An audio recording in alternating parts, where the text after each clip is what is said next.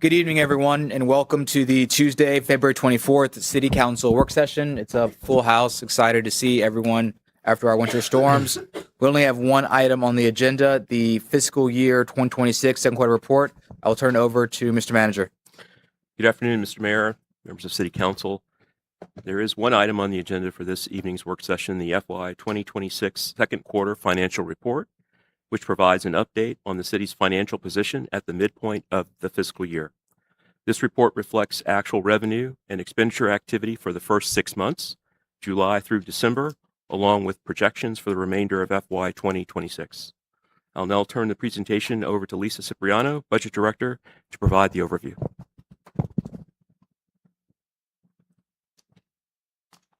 Thank you, Alan, and good afternoon, City Council. The second quarter report is very important, not only for this fiscal year, but it also frames our viewpoint for the upcoming fiscal year as well. So just as a quick reminder, we are going to talk about general fund only, and the current general fund budget is $643 million. In the second quarter is when we collect the majority of our major taxes: real estate, personal property, machinery, and tools. And then from those receipts, we're able to do projections for the remainder of the year. And I know you don't want me to repeat all of that, for the remainder of the year and projections for the upcoming fiscal year. So some of our highest performing and most important core revenues are real estate taxes. Currently, we are projecting to be $1.6 million over our projection. And this comes in part from the final levy that began on July 1st, being $171 million higher than what we had used to budget for. Personal property tax has a smidge under what we projected, and this $10,000 has to do with vehicle tax on public service corporations. Machinery and tools is still lagging a bit at $826,000, and we're looking into which particular businesses may not have yet paid their taxes, and we may be able to close this gap in the future. Sales tax, particularly important in this era of inflation and with the 43-day federal shutdown that we had in October and November. I'm pleased to say that the receipts on our sales tax during that 45-day period for October and November were $58,000 higher than last year. So once you take into consideration what it could have been, this is relatively level considering the amount of federal employees that we have in the area. Right now, we are only trending $173,000 more than what we had estimated for the budget for this year at $35.7 million. So we anticipate this revenue source to be on target. Meals tax continues to be robust. We collect on average $3 million per month, $3 million. And we are anticipating this to be $1.5 million higher than we had budgeted for. The tax on deeds is a really good indicator on housing sales, but those housing sales reflect the availability in the market coupled with the interest rates. So right now we are averaging between $168,000 and $186,000 in revenue from this source every month.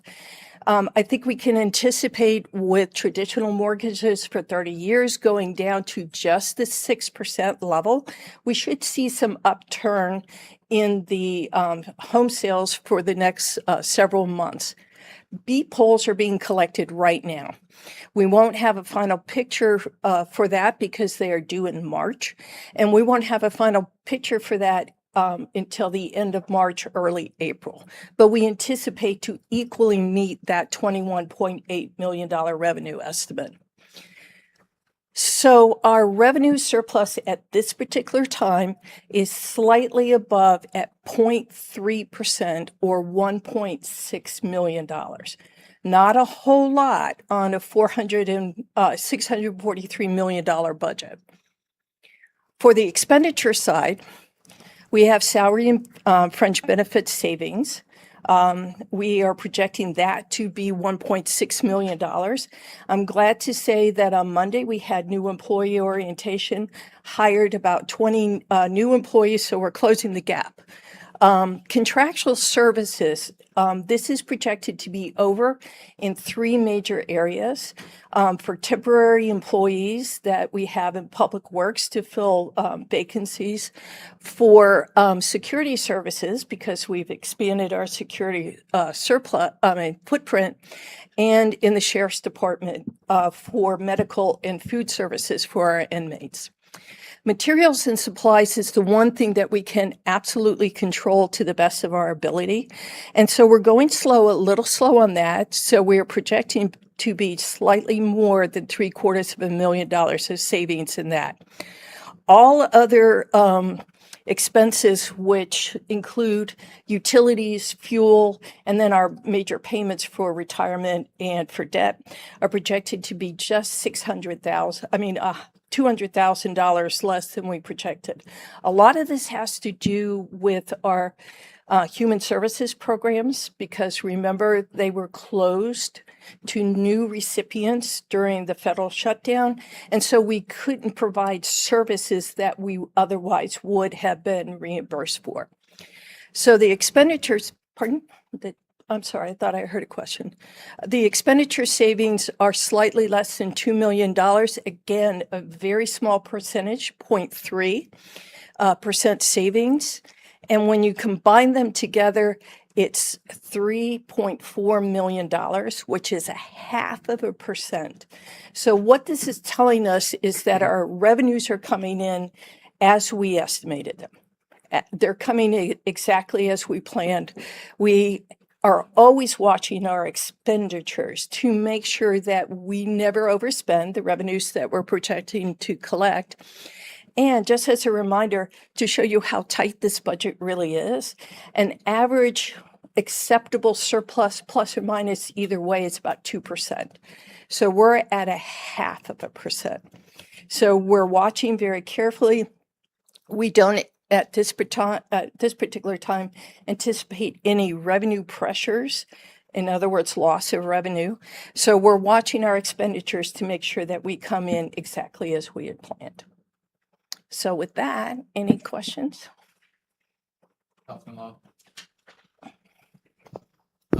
Has your office looked into, right now, the schools have the opportunity for a 1% increase from sales tax if it's bills pass and the citizens decide on a referendum?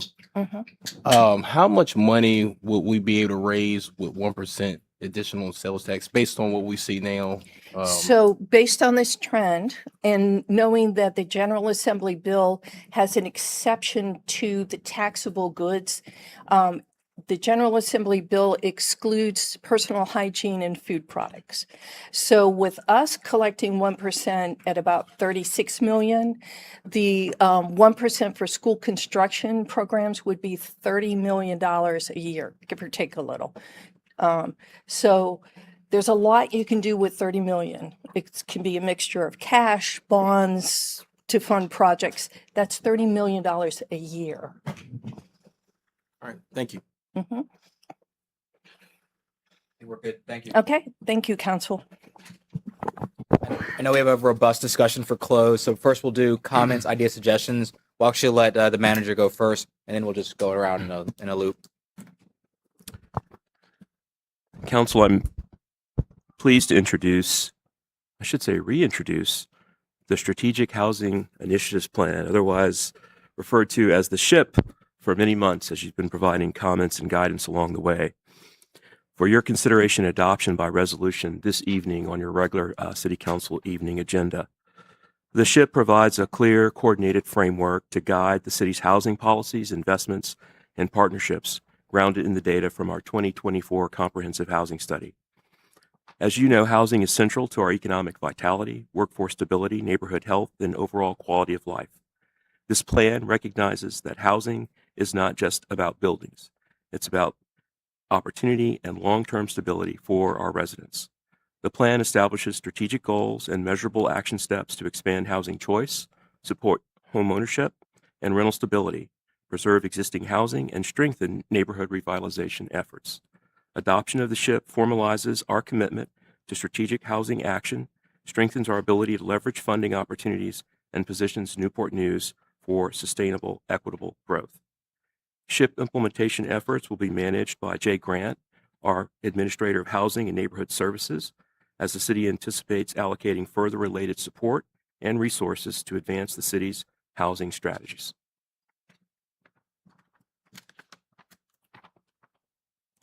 I am pleased this afternoon, I should say this evening, to introduce to you Hassan Janjua. He is our new Chief Information Officer for the city of Newport News. Hassan, if you would stand up, please. Just, yep, everybody can see you. Give you a round of applause. Hassan brings more than 24 years of public sector technology leadership, most recently serving in a senior IT role with Los Angeles County, where he led large-scale modernization efforts, strengthened cybersecurity programs, and implemented enterprise systems. In Newport News, he will lead our technology strategy, cybersecurity, enterprise systems, and digital transformation initiatives, including advancing our digital infrastructure readiness plan.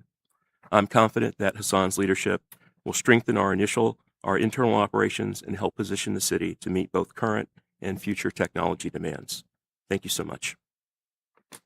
Thanks. Councilman Long. I just want to say, just thank you, staff, for getting this ship put together. I mean, and for councils willing to have this study in 2024 and then make it this far. I really, this will be a new future for the Newport News, and we said we wanted to move the city forward, so this is what we'll get with the ship. That's all I have. Thank you. Councilman Neely. No comment, sir.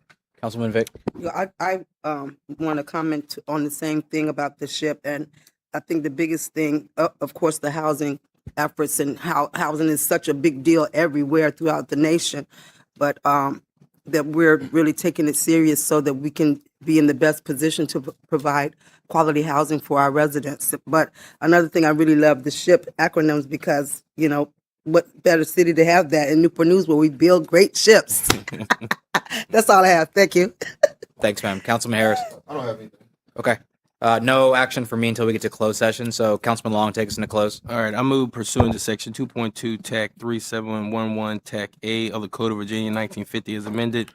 Subsection 1 and 8 that the council hold a closed meeting for the purpose of 1, its discussion, consideration, or interview of prospective candidates for employment, assignment, appointment, promotion, performance, demotion, salaries, which is this discussion, consideration, or interview of prospective candidates for the position of city clerk. And 8, consultation with legal counsel employed or retained by a public body regarding specific legal matters requiring the provision of legal advice by such counsel, subject which is legal advice concerning collective bargaining. Second. Moved and seconded. At this time, please call the roll. Councilman Neely, 4. Councilman Harris, 4. Mayor Jones, 4. Councilman Long, 4. Councilwoman Vic, 4. motion carried 5-0. Perfect. Thank you all.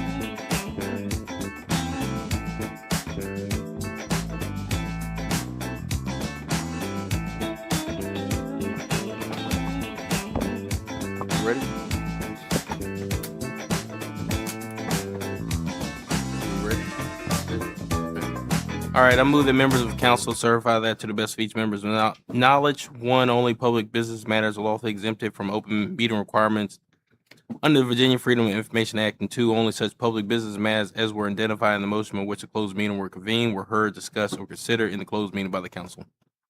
Second.